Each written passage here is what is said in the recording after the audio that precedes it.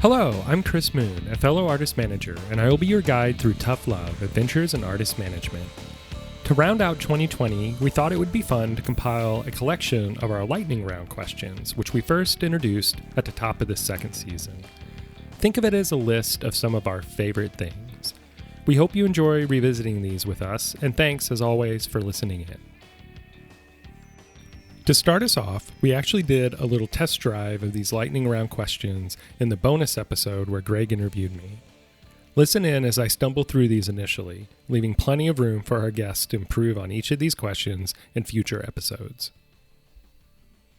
Should we do some fun little lightning round? Oh, sure, yeah. All right. Number one, what's the first album you ever bought? Technically, the first record I bought was a soundtrack to The Empire Strikes Back. I still have it. And my son's a big Star Wars fan, so it's fun to pull that out, and we still listen to records from time to time. I think the first real record I bought, which I also still have, and sadly was the last record I bought at the time, was Synchronicity by The Police. Okay. But that was right in probably realistic. I think it came out in 83. I probably bought it in 84, but by 84, 85, everything was tipping towards cassettes. So I immediately kind of switched to that format.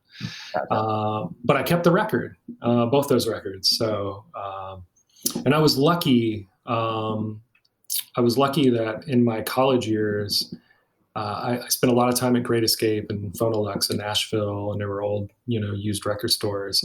And when vinyl was not popular, I went and bought like a bunch of Stevie Wonder and Prince and Bruce Springsteen, which there's a lot of Springsteen records out there. But I mean, now you go into like a record store and like some of those records, I bought them for like $3 each, and some of them sell for like $30-$40 because they're kind of hard to find used at this point.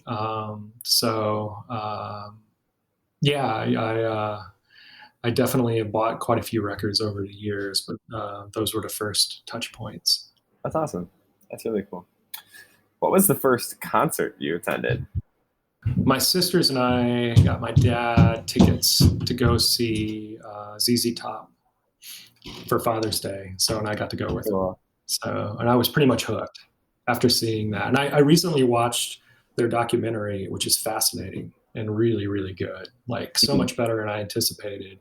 Not that I thought it would be bad, but I did not know the history of their early part of their career, and that's what it focuses on. And it's really a good watch if you're so inclined. But cool. Yeah, from there on, I was hooked. Sweet. What's the last concert you attended? Yeah, unfortunately, I would like to. There's so many this summer that I wish I could say would be the case, but technically, the last concert I went to see was Nathaniel Rateliff at the State Theater, and that was literally a day or two before everything kind of shut down. He played at a political rally before Super Tuesday here in St. Paul, and I got to go and see him and Bernie that Monday before, and then he did 2 nights at State Theater, and I think I went to second night on Wednesday, and then I think everything shut down on like that Friday or so. It's kind of crazy. Definitely. It was a great show. Yeah. Sweet. Can you share a recent music discovery of yours? You found any new music? Yeah, well, trying to think of something I really, really love that I just kind of discovered recently. Music's interesting to me because it usually takes a moment to kind of seep in. Yeah. For me, I can hear something in passing, but usually it takes me a while to spend time with it. But I'll mention this only because I became a fan of hers over the last couple of years, and she just put out a new record. Courtney Marie Andrews, I think, is great. A friend of mine who I really value his music opinion has been a fan for a long, long time. So her name was on my radar, but I had never really spent a lot of time with her music. But she played at Americana Music Awards a few years ago when I was there. And outside of Brandi Carlile, I think she had the best performance of the night, certainly the most surprising performance. And I've just been kind of taken ever since. And oddly enough, I just realized this earlier today, she opened for Nathaniel Rateliff at the last show I saw, but the last show I saw prior to that was Brandi Carlile opening up the Fillmore in Minneapolis, and Courtney opened up for that show too. Oh, cool. So I saw her twice in like a couple of weeks' time, roughly, 2 or 3 weeks' time, And yeah, so she was at the both. She was opening for both of the last two shows I was at. Cool. Small world. That's It funny. is, yeah. And the last lightning round question is, what do you enjoy most outside of music? Yeah, that's such a great question. Right now, I think what I'm enjoying the most is going for walks in the morning. I try to get up every morning and go for a walk. Um, Being at home during the pandemic and being around the family all the time, why it's great in some ways. It's also isolating in others, Mm-hmm. um, which I think a lot of people could probably speak to. So just being able to get out and be active and listen to some music or listen to some podcast and just kind of get out of my own head for a bit has been really something I'm enjoying. Outside of that, the other practice I have that I think is really good, and my wife has brought to me, is reading every night before I go to bed. It's a good habit, good trigger. It means I can't read otherwise during the day. Like I get picking up a book and reading during the day. It's like after 20, 30 minutes, I just want to go to sleep. So it's a Yeah, trigger point. true. So for better or for worse, but I'm reading so much more, than I Good. used That's awesome. to. And yeah, the one thing I'm missing during all of this is going to a movie though. I definitely. I mean, I miss going to shows. That's a given. But I really miss going to Yeah. see films in a theater. I look forward to that coming back. I guess that would be pre-pandemic. I think that probably would have been my go-to answer of like what I enjoy the most outside of music would be going to see movies. I Yeah. love that experience and really miss it. So yeah. Next up, we have Mike from M Theory. Well, to round us out here, I'm starting this kind of little segment called Lightning Round Questions, just to kind of like bring it all down. So you don't have to go too in depth with these if you don't like. I won't. But it's just kind of fun to have some consistency on the question front. So this is kind of jump around a little bit, but what was the first record you remember buying? The first record I remember buying, I mean, this is going to sound funny, but Michael Jackson Thriller. Okay. So that was the first record that I can remember buying. I remember going into like Record World and getting it there. I think the first meaningful record I remember buying, even though Thriller is, look. Yeah, it's a classic, but yeah. It's an incredible record, right? But, and aside from some of the hair metal stuff that they bought in the mid 80s, I think the first record that really like, okay, like this does something to me differently than some of the other stuff that was Joshua Tree. Oh yeah, man, definitely. So that was the first one. And then, there was like Pearl Jam 10 when I first bought that. I was like, oh my gosh, like, yeah, so many records like that. But I think Joshua Tree was really like the first kind of like, let's say like critically cool record that I got that I was like, okay, this is hitting me differently than all this other stuff. We'll have to talk about this for a quick second then though. Did you buy it when it came out? Like, were you familiar with U2 like enough to kind of like jump right into it? No, so it was more of like I was introduced to it by MTV, right? And so I knew like some of the history of U2, but I was too young to really appreciate the like early mid 80s U2 stuff. And then Joshua Tree was really kind of that. I was like, oh, okay, like I think Where the Streets Have No Name, like the video of that was like, oh, like it was just, that I was like, okay, what's this? Yeah, yeah, definitely. I remember seeing them on Live Aid live, when it was on MTV. Yes. And that was so, to hear them play Bad and to see that performance kind of piqued my interest. And then I went back a little bit, and so, and in some respects too, I think The Unforgettable Fire was a transitional record for them. Yes. For people that, came to them later in their beginning of their career. I mean, there's obviously the purist in the early days, which I get, but I think, yeah, I remember riding my bike down to our local record store and buying Joshua Tree on cassette and riding home and playing it nonstop. You know, it was definitely a pivotal record for me. Yeah. That was like what, 87, 88? Like, cause 87. Yeah, 87. Okay. Cause I was still living in Virginia at the time. Yep. Yeah. Those are two great records for sure. What was the lightning round is over?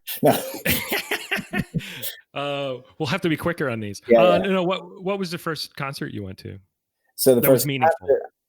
Okay, so my first concert was the Jackson 5 Victory Tour, which coincided with the Thriller record. So that was one. I went and saw Pink Floyd when I was in 7th grade with my friend's older brother at RFK Stadium in DC, and that was the Momentary Lapse of Reason tour, and it was that was the one that I was like, okay, I like this too.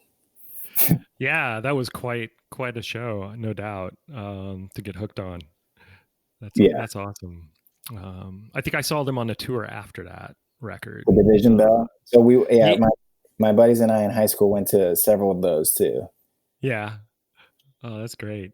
What was the last concert you went to before everything got So oddly enough, the last concert that I saw before all this shutdown was March 10th or 11th. It was Guster at the Belcourt Theater here. They did their acoustic. Oh, right. Like they had an improv comedian sort of moderate the night. It was a really cool format. It was awesome. And I remember at the show, like, it was like, oh, something's happening here. And like, you know, we went out afterwards and they're like, you know, we're not supposed to touch or anything or hug or whatever. And that was it. Wow. Oh man. No, that's a full circle moment there. It really was. And then my wife, we went to Rustin Kelly the weekend before at the Ryman too. So that was like hers. And she's like, that was a great last one to go out on if we're going to go out. Yeah. No, that's great. They'll come back. They'll come back. It'll be okay. Well, soon I'll be able to add, what was the first show you got to see after the pandemic? Yes. We'll get there for sure. What's something you've discovered recently, music-wise, that's just like blown you away? You know, I was preparing for this question and it's been hard. Like I have not dug into, like, the Phoebe Bridgers record, I think is my favorite record of this year. Like that record I love. I think that's just a fantastic album. I will say that there's not been, blown away is tough because I don't think that, I mean, the Phoebe record has blown me away, but I don't know that there's anything else recently there's been several great records that have come out, but nothing that's like truly like shaken me. Yeah, no, but I tend to agree with you. I think that record is going to have a lot of life in it. It's going to stand up really, really well. And it's a strong second effort, you know. I mean, it makes you so good. Yeah, in this era, I think there's a handful of artists that are just so already down a certain lane. They're being so consistent with the work they do that you could just see and want to see and hear another 10 to 12 records out of over the next, 15, 16 years, and hope that continues.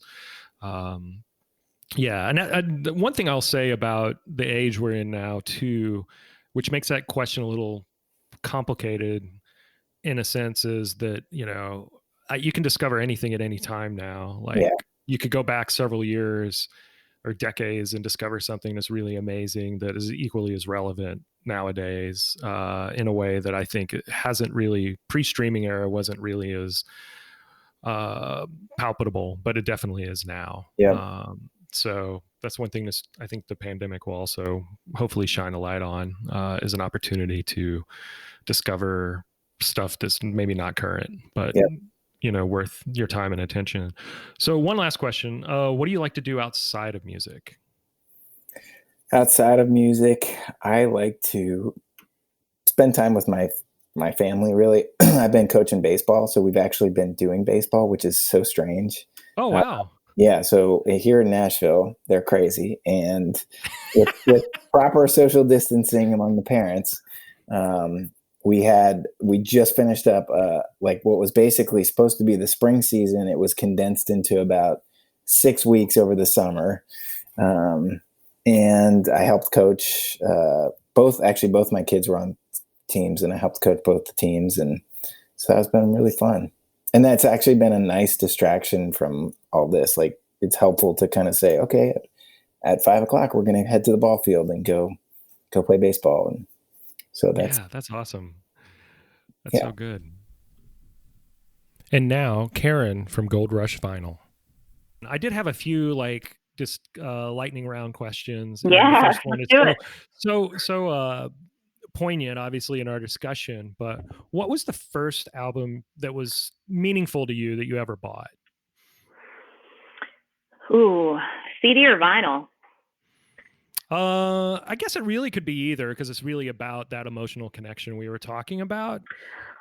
Yeah, the first record that really I just started to fall in love with music was the Beatles anthology.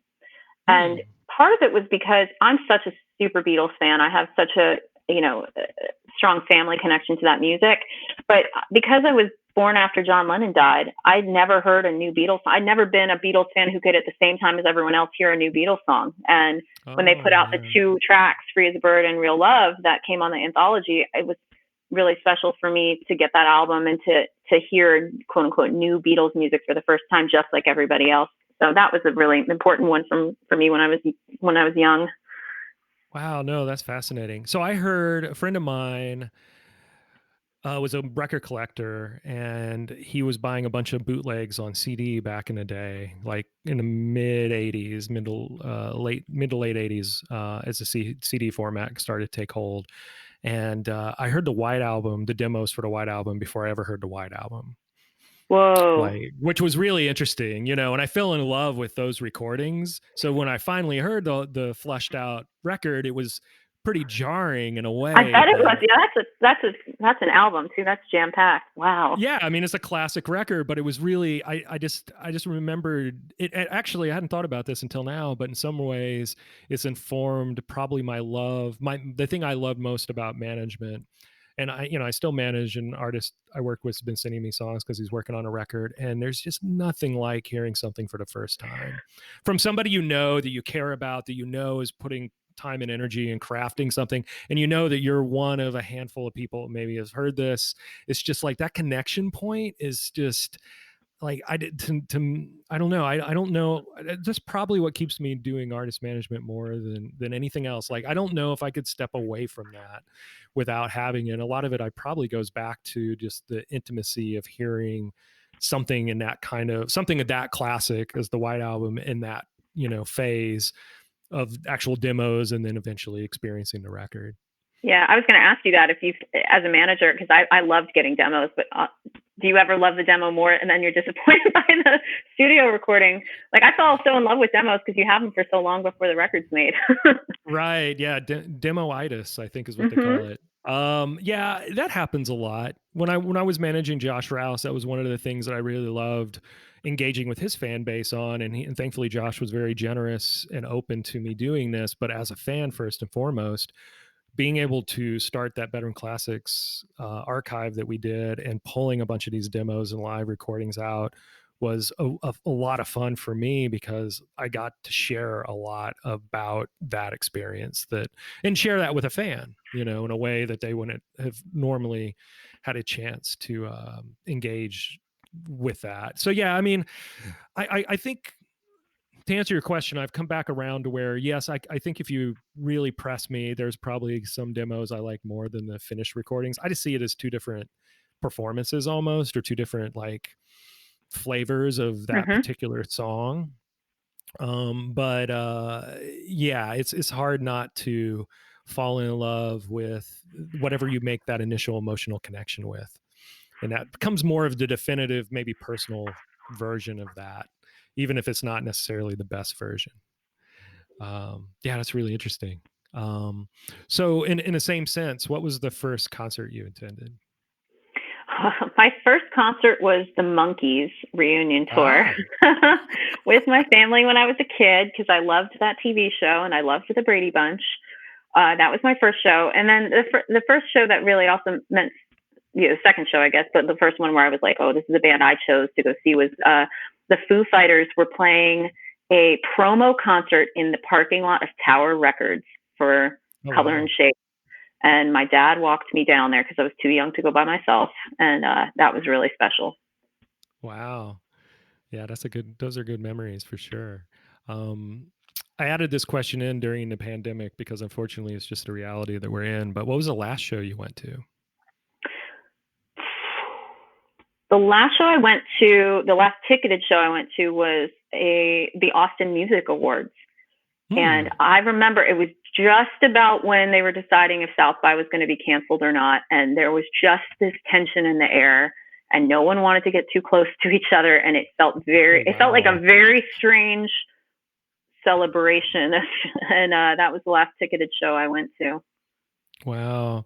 Yeah, that was really, that was kind of the apex. I think South by, certainly for the industry, but I would say culturally to a large degree, that was the first like major international convention that was like, nope, can't do it, not going to happen. And then the reality set in of, wow, this is really going to change how we perceive things and engage. And then I think the next cultural touch point was when the NBA obviously made their decision. I think that was the broader one where it was like, whoa, wait a minute, this is really serious. But I can't imagine being in that room under those circumstances with the heaviness of what that was to probably so many people there, the city and the musicians and obviously the organization as a whole.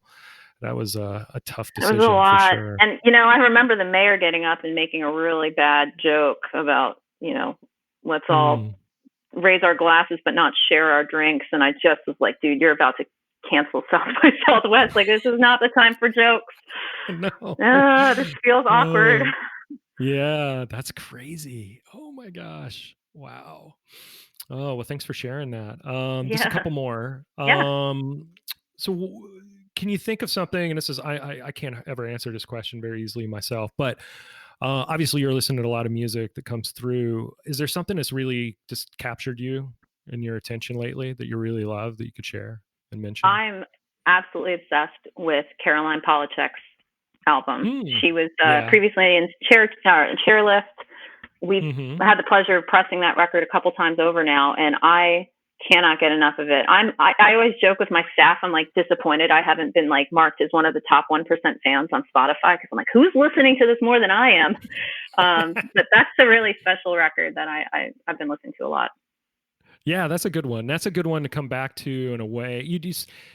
She strikes me as somebody that a record or two from now or a few years, people are going to kind of come back to and go, where was I in this? Like, was I sleeping on this? Yeah. There seems to be that kind of vibe to her for sure. Cool. Well, one final question. Because as I get older, I realize, it's not all just about music. What brings you joy outside of, obviously what you get to do at Gold Rush and music in general? Like what's your escape, I guess, from that? I love film a lot. And one of the, when I worked at Google, I had to commute down on the bus to and from every day. I had about 3 hours of time on a bus. And one of the hobbies I picked up was writing screenplays and reading screenplays. I love finding screenplays on the internet, reading how the director and the writer thought about scenes. I think it's fascinating. I miss movie theater so much. You and I talked a little bit about this offline, but man, I'd miss just going to see a movie and immersing myself in story that way. So I get a lot of joy out of that. And I think I've pretty much exhausted Netflix at this point in the pandemic. I've seen everything there is to see. So I'm always taking new movie recommendations that might be hidden gems.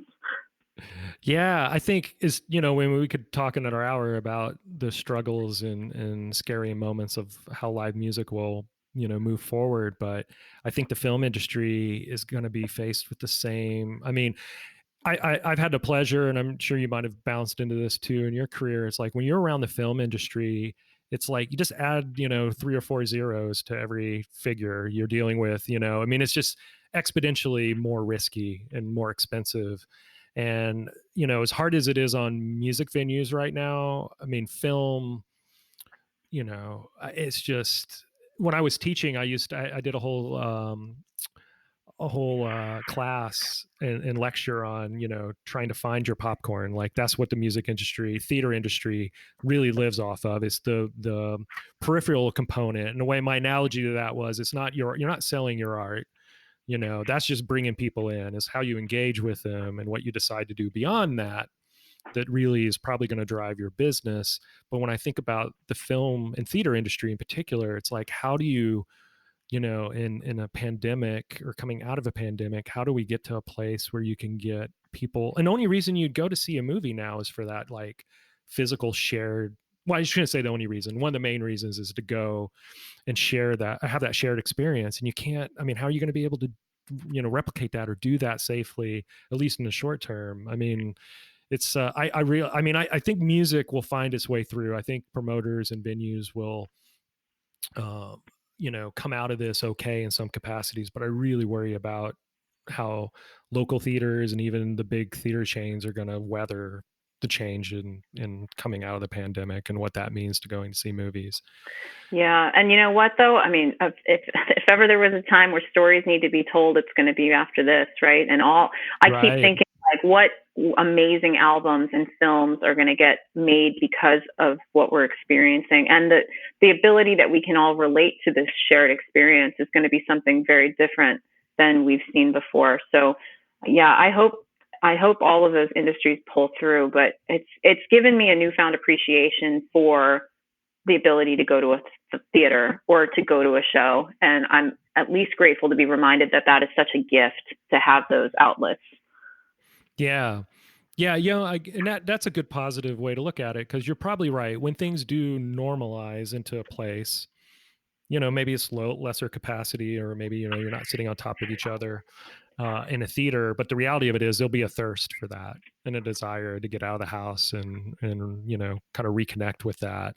So there is an eventual positive component to that, but it's just, missing that now for me, and it sounds like for you too, is just a real touch point in the realities that we're in. So Joel Mark from YMU Group tackles our questions. That kind of leads nicely into this whole conversation leads nicely into our little lightning round of questions to kind of round things out.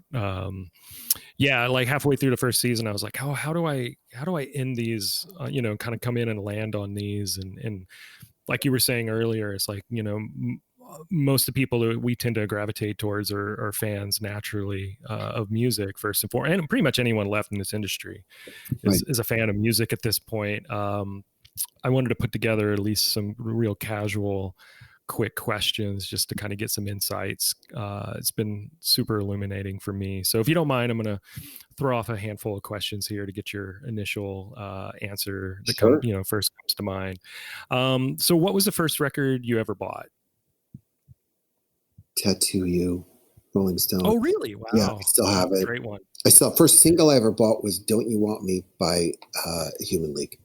Human League, yeah. It was 99 cents. I still have that too. Great song. Both are great. I was lucky. Yeah, those are good first choices. And I would argue and say, as a Stones fan, that might be their last really pretty solid and great record. But I mean, I think Waiting on a Friend is like as good as anything in their catalog. Yeah, I agree. And holds up over the years. And of course, it also has Sonny Rollins playing sax on it too, which makes it extra special. Yeah, and it's a great, that record really holds up. I mean, I think we could have a whole separate conversation about the Stones, and I think I would disagree. I even think that blues record they made last year was great. So yeah, that's fair. But as far as like original songs, and funny enough, Tattoo You, if I recall, several of those songs were initially written and recorded during the previous record, which was it Emotional Rescue? Is that right? Was that the name of the record? It might have. And yeah, I think so. I could be wrong. My memory might be failing me, but that's a very sonically a very dated record in a way, and it was going for a certain thing, a little disco. Yeah, a little bit. But when you look at the songwriting, at least on Tattoo You, I think a lot of those songs hold up really, really well. Oh yeah. Over the years. So that's a great one. What was the first concert you attended? The first concert I went to was the Kinks. Oh, wow. Which sounds cooler than I was. So I won tickets. I called the radio, I just had the radio on, and it said, call whatever the phone number, and the 10th caller wins tickets. I didn't even know what I was winning tickets to. I just called and I won tickets. So that was my first concert. It was the Kinks, and this awesome local band from Chicago called The Shoes opened up. And I was so young, I didn't know that wasn't the Kinks. I didn't know that there were opening bands. Oh, okay. So, yeah, I mean, I grew up with a lot of music. I know this is, you want to go faster, but I grew up with a lot of music, but it was mainly folk music or classical music. There wasn't a lot of rock music in my family. But Chicago had a big folk scene, Steve Goodman and John Prine and all that stuff. And my dad was really into Tom T. Hall. It was more of a country singer. Oh, wow. Yeah. No, that's awesome. That's a great first concert, though. Oh, wow. I know. Oh, man. I mean, if they could ever reunite and go to see the Kinks again, it'd be incredible. Just incredible. Yeah, an artist that I managed, Josh Rouse, Jim Pitt, and Annie McLennan, and Jack Emerson, that ran E Squared, did a Kinks tribute record, Ray Davies tribute record, and they asked Josh to contribute a track for it, and this was 15 years ago or more, and I don't even know if it's still in print or on streaming services, but it's a really great collection of Kinks songs. But we got to meet Ray and spend some time around him. He was very generous, and amazing. Got so many great songs. What was the last show you saw? The last show I saw was Soul Asylum. Yeah.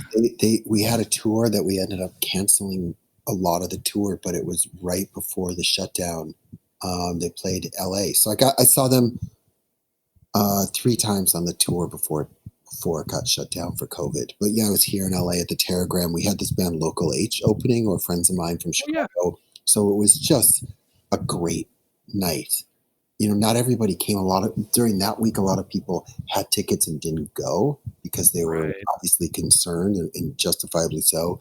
So it wasn't crowded, which as a manager, you want it to be crowded, but I knew we sold out anyway. So I wasn't stressing, normally if you're at a show and it's not sold out, I just feel sick all night, but or I'm waiting at the door to see if we're going to sell out. And in this case, I could just enjoy it, and it wasn't full, and it was a great set list. So that was a great last show. Although I was going to see them 2 days later, but we had to cancel it for COVID. So, yeah. It's a question I added in during COVID times. But what about you? What was the last show you saw? So oddly enough, the last proper show I saw was Nathaniel Rateliff. Oh, wow. At the State Theater here, which was fantastic. It was the second night on that tour. He just put the record out and started touring, and he played a Bernie Sanders rally the night before Super Tuesday. So I saw him there as well. So it was a really good last show to go out on, but certainly missing live music, as we all are. Oh, yeah. Did he have the band, or was he solo? No, he had the band. It was fantastic. I need to see that band. I saw him solo on a live stream, a benefit for John Hickenlooper, and he was incredible. I mean, weirdly, he sang into a Coles ribbon mic, which I know no one else is going to care, but it's a mic that you use to record the boundaries of a room when you're miking drums. Okay. And I'm from Chicago, and Steve Albini used to import these every time he'd go to England. He'd bring them back so he could use them. And, you had to know Steve if you wanted to get a Coles ribbon mic. And now you could just buy them. But, and I actually got those ribbon mics on the second Creed album. I convinced them to use it. And really? Yeah, that was funny. But yeah, he was singing into one, and I thought, what in the world? It's only in 2020 would you sing into an overhead mic, but he sounded amazing. Yeah, he's got an amazing voice. I really love this new record, and it sounded phenomenal live. I remember talking to Chris, his manager, afterwards, and they're like, "Hey, how was the show? How did you feel?" I was like, "I thought it was. I mean, for a second night, he did 2 nights here. I went on the second night, and it felt dialed in. It felt relaxed, and yeah, it's funny. You don't think about that when you go to see bands. It's never great usually to see the first night of a show or of a tour, because it's like they're working the kinks out, Yeah. and seeing the last night can be either amazing or also kind of like, depending on how long they've been on the road and where they're at, Yeah, it could be good. I got to see. Yeah. Yeah, you just depending on the band. Like I got to see Wilco finish up a run of dates here a couple years back, and it was a pretty great show. But I mean, every band's different, with that. Yeah. It's like usually seeing them like 2 or 3 weeks in, if they're doing like a multiple month tour, is like seems like the sweet spot where it's still special. Yeah. And whatnot. But I was really taken aback at just how great that band and Nathaniel sounded. It was definitely a good show to go out on. Oh, awesome. In the short term. Awesome. Yeah. So what have you heard recently? We talked a little bit about all the great music has come out. It feels like at least this year, but what have you heard recently? Just been kind of a discovery point for you. It's really kind of getting under your skin that you would like to maybe share. For me, it's a hard question for me because it's every day, right? So that question to me, I would just have to say, oh man, like today I really got into Keith Jarrett. He just announced that he had a stroke and may never be able to play again. So I've been listening to a lot of Keith Jarrett the last couple of days. But every day is different. I've been listening to this incredible like jazz cello player named Anya Lechner. But if you ask me in 2 weeks, I wouldn't mention her. Maybe I've been really into harp music. People doing recordings on harp that weren't written for a harp. Like this guy did the Goldberg variations on a harp arrangement that I thought was super interesting. Wow. And there's this oud player named Anwar Brahim that is, and it's, why do I need to really dig deep into this Tunisian oud player? I don't know, but I love it. I just love it,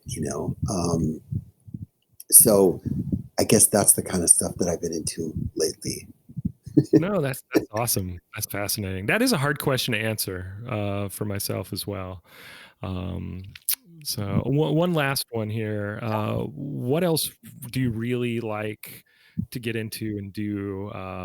Like what brings you joy or do you enjoy the most outside of music? I mean, my family. That's easy. I have a wife and 2 kids. So that's it, my family and, close friends. And although that's weird during COVID, but I read a lot, watch a lot of documentaries, but mainly music, mainly music. I've listened to so much music. I try to get my kids to, like, last night I tried to introduce my kids to Bruce Springsteen, with his new record that came out today. So try to explain to them why he is one of America's greatest songwriters. So I'll have to fill you in if that's going to work or not. Yeah, I'd love to hear it. I've been talking about that record too. I mean, when the single came out, Letter to You, I was just like, oh my God, this sounds so good. I know. I mean, to be able to, and I haven't watched the documentary yet. I'm anxious to watch that this weekend. Around the filming of the record and recording of it, but for that band to be able to play and sing and do that live and the level of songwriting and I mean all of them are getting up there. Springsteen 71. I mean to be able to Dylan's proven to do that too, and I think Neil Young has his moments, maybe not as consistently just because he puts out so much music on a regular basis, but it is incredibly heartwarming and encouraging to know that can still exist out there. Yeah, it's a big part of my work, is working with bands that I think are making their best records at this point in their career. I think Liz did it. I think Soul Asylum did it this year. And then to hear Dylan and Springsteen make some of their best records now, is wild. Yeah. It's It definitely shows that there's opportunity, with focus and I guess encouragement and just a spark of, wanting to scratch that surface again of something that's unique and new.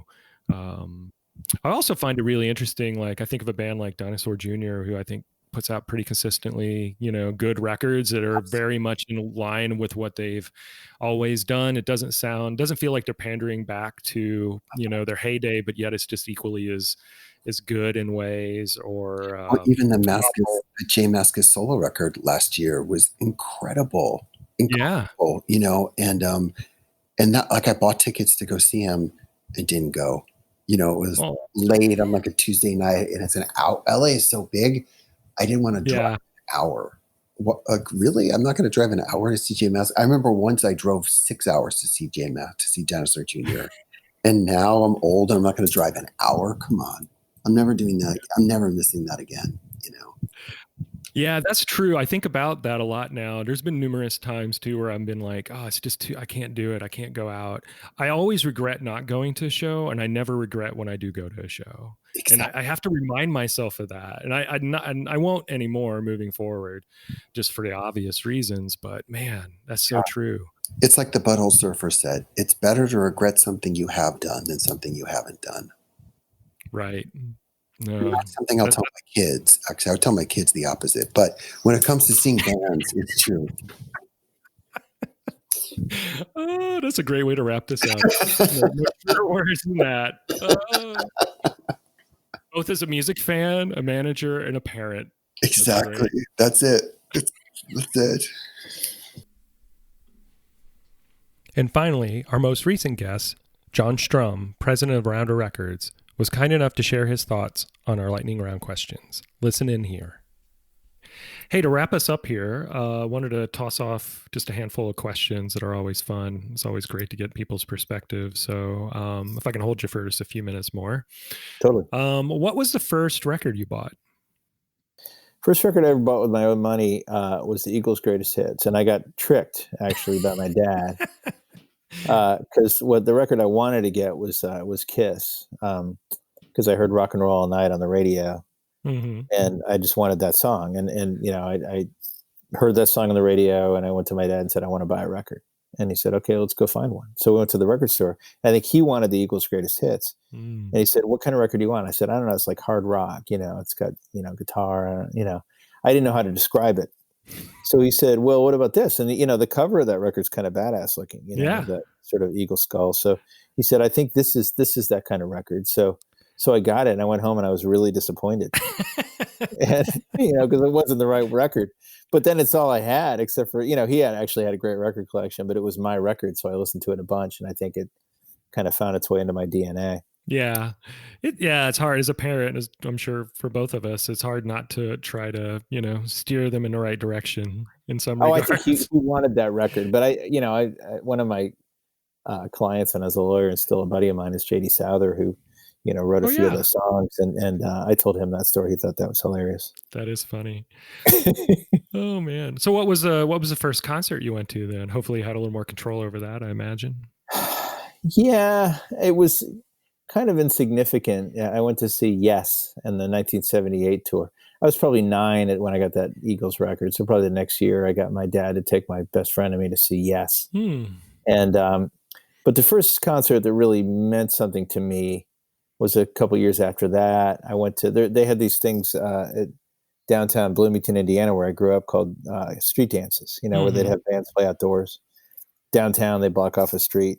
And I saw my first punk band, which was the Zero Boys, which was a classic Midwest punk band. So that would have been about 1981. So I would have been about 12 or 13. And I saw this band, the Zero Boys. And that's when I saw what I wanted to do. That was when I made up my mind that I wanted to be in that world. So I'd been to a few arena concerts, but when I saw the Zero Boys play the street dance, and I ended up, having a lifelong friendship with the singer of the Zero Boys, Paul Mayhern, who, oh wow, like he was John Mellencamp's engineer for a long time. We shared a house in Bloomington, and he produced several of the records that I made over the years. But it was really that band. Oh, can I tell you one more quick story? This is hilarious. Sure. So when I moved to Boston, and I was 18, 19 years old, I used to listen to this radio show every Sunday called Metrowave, which was on the Emerson College station. Mm-hmm. And because Metrowave had a live band come in and play every Sunday. Oh, wow. I couldn't get into bars. I could hear what the band sounded like. So all the bands that played in bars, I could hear what they sounded like. So I listened to it religiously. Okay. And one week, you know, when I was probably starting my second year at Berkeley, I heard the Lemonheads on there, which was a trio at that point. They were, you know, 1 year out of high school, and they did a Zero Boys cover. Oh. And so I was like, yeah, it's going to sound kind of good. And then they launched into the Zero Boys cover, and I was just like, I got to meet these guys. So that's how I met the Lemonheads. They did the Zero Boys cover, so I went to meet them, and I went up to them afterwards, and I was like, how do you know the Zero Boys? And they're like, I was like, they're my friends. And then the rest is history. I was their drummer within a month. That's awesome. That's a great story. Yeah. Oh man. Hey, I'll do you one better on the story front, because I just thought of this earlier when we were chatting. This was before you and I knew each other, but when the Blake Babies got back together, they put a record out on Rounder. Yep. And right. you guys played you played a showcase at South by Southwest, and I was managing a band called the Cash Brothers that put a record out on Rounder. And you guys played, I think, right before or right after the Cash Brothers. But it was, you know, you and I didn't know each other. But I was a fan of the Blake Babies, so it was like the fact that you guys were on that bill really and playing again was a high point. And then, you know, fast forward 20 years and here we are, and you're running Rounder. So yeah, I remember the Cash Brothers. They kept shutting us down because it was over the maximum attendance for Firecut. Yeah, it was a crowded. We had to stand on stage and not play for 10 minutes. I kind of vaguely remember that. Yeah. Yeah. Thanks, guys. I'm still really close with Julianne and Frida, and we get together periodically and play. And you know, everyone that I've ever been in a band with is still somebody I'm friends with, which is a good feeling. Yeah. And maybe a rare one to some degree for people, but that's great. What was the last concert you went to now that we're in the pandemic? Well, one of the artists on Rounder that's actually predates my time at the label, because I was his lawyer, is Rustin Kelly. It was actually a great night because it was a great week, because I played my first ever round at the Bluebird Cafe, Songwriters Round, which was really fun. That was March 4th. And then March 6th, that was a Wednesday. And then the Friday night, Rustin had his first headlining show ever at the Ryman, which he sold out. And that was one of his stated goals from the time I first started working with him, you know, which was just a pipe dream at the time, because, you know, he couldn't draw 10 people. You know, it's like, someday I'm going to sell out the Ryman. I was like, all right. You know, so we put out Rustin's album on Rounder, and, you know, had enough success to you know, to sell out that room. And it was it felt very, very triumphant. It was a great night. You know, it was that weird time when everybody was kind of wondering if we're still supposed to be shaking hands and stuff, you know, right? Like, are we still doing this, you know? And actually the next day I went into work, and they told me I had to quarantine because somebody who had been at the show was tested positive for COVID, and I've been home ever since. Yeah. Wow. Well, I'm glad that both you and Rustin got that experience under the. But I'm going to a show tonight. Actually, I did go see a War and Treaty outdoor show last week. And, cool. And, starting to do stuff, and that's another artist in our label. And Sierra Farrell is playing tonight at the Station Inn for a limited crowd, and you know, it's like a streaming and live thing at the Station Inn, and she's playing with Ralph Stanley's band, Ralph Stanley Jr. Oh wow, okay. So I'm going out to hear music tonight, which is a little scary, but awesome. Yeah, got to get back to it. I'll wear my mask. Yeah, well, you know, here's hoping there's a route back to, you know, the transcendence of standing in a room and, you know, having that wash over you, you know. Yeah, no, it's needed for sure. I'd be remiss if I didn't ask, and not to put you on the spot, but what's something that's really really getting you going right now, like new music discovery? Doesn't have to necessarily be related to work per se, but if it is, that's fine too. But always my curious. favorite record, actually, as a former client and friend, my favorite record of the last year was St. Cloud by Waxahachie. Oh wow, okay. I love that record. Produced by my buddy Brad Cook, who's part of the Bonavera University now. Yeah. And I just think that's a beautiful record. And you know, I've done less listening than I would like to during this lockdown. You know, most of the listening I've done has been exploration for A&R stuff like that. And, I like to sort of, brag on stuff that's not within my world. But, Katie Crutchfield, who is Waxahachie, my friendship with her goes back to when she was in high school, because she had a band called the Ackleys in Birmingham. Right around the time I was working with Kyle. Okay. I was sort of going to their shows because I thought they were going to be the next Paramore. I was like, this is the band that's going to be the next huge sort of pop punk band. It was the Twin Sisters, and they had this kind of heavy rhythm section. They'd play the All Ages Club in Birmingham. Just amazing. But then, they did that for about a year, and then they just quit and said, we're doing something else.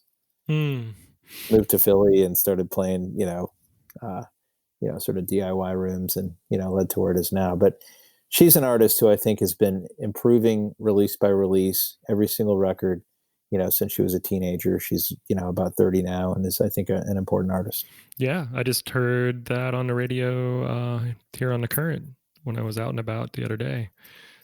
God bless The Current. Yeah, no doubt. We're lucky here in the Twin Cities. One last quick question.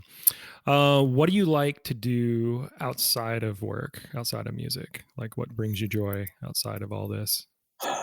Well, lately, because, I live a sort of relatively solitary life, I don't really have a social life per se. I feel very connected to people through professional connections, but, I spend an enormous amount of time running trails. That's what I like to do. Yeah. So I've been a runner for a good number of years, but I've been moving it more and more on trails. So I spend a lot of time, and I haven't done any organized trail races recently, but I will.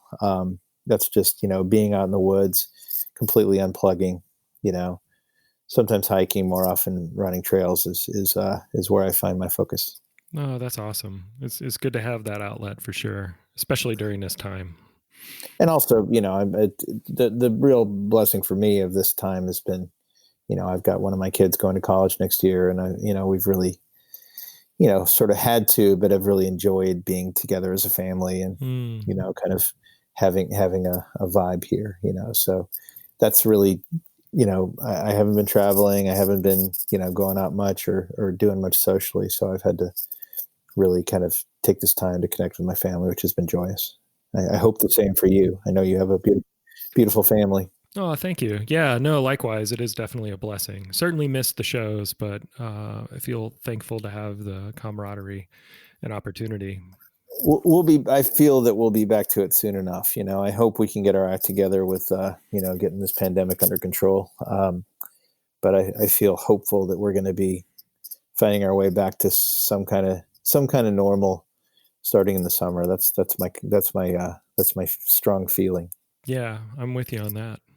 I'm glad I don't, have to sort of make big bets around, whether or not that's going to happen. But yeah. Certainly hope it happens. Yes, me too. Well, man, thank you so much, John, for taking the time to do this. This is a pleasure. Yeah, I hope I bring some perspective that's meaningful to somebody out there. No, I'm sure you will, no doubt. And it was good just to catch up. It's a good opportunity to do that for sure. Long overdue. Well, someday we'll break bread again, and I love hearing from you, and I'm excited about all the stuff you're doing. So next time we have a conversation, it can be me asking the questions. It's easier being on this side of the fence, but no, I appreciate you saying that. I heard you get interviewed on this show, so that's at least you got to be in that seat one time. Yeah, it was that was fun. That was a fun thing to do. Yeah, my intern who's been helping me with this, Greg, he was like, sometimes you mention stuff, but there's no context to it. And I was like, oh, you're right. I never really shared my story. So that was the impetus behind that. But it was fun to do for sure. But I definitely like it on this other end. But that's kind of you. So, well, man, I'll let you get to it. Enjoy the show tonight. That's awesome. You're getting out a bit. Thanks, pal. Yeah, we'll see. I got to go to a high school football game that I'm going to sneak out for a Station N show. That's a decent Friday night for 2020. That's really impressive. That feels very 2019 to me. I love it. Oh my gosh, you're right. Yeah, I'll be wearing a mask the whole time, but other than that's the difference. I want to thank all of our season's previous guests, including Mike, Karen, Joel, and John. We'll pick back up on our Pivots themes in the new year with a new round of interviews still to come. In the meantime, if you're so inclined, please rate us, follow us on Facebook, Instagram, or Twitter at Tough Love Pod. That's TOUGHLOVEPOD. And above all, share this podcast with your friends and fellow music industry and artist communities. It takes a village. You can reach us at chris@anhedoniamanagement.com. That's CHRIS at ANHEDONIAMGMT.com. Be well, trip up, get back up, and let's all learn as we go. Until next time.